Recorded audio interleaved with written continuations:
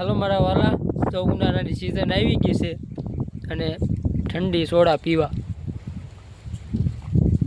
તમે પીજો હો, અને ઉનાળામાં તમારા હુમલા આવી જાય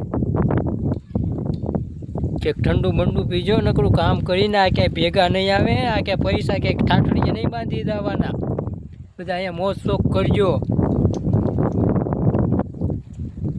આવો મારા વાલા સોડા પીવા. એ જો વાડીમાં બેઠા છે, એવી દાળિયા કપાઈ વીણે છે અને આપણે બેઠા છે, બેઠા બેઠા સોડા પીવી છે.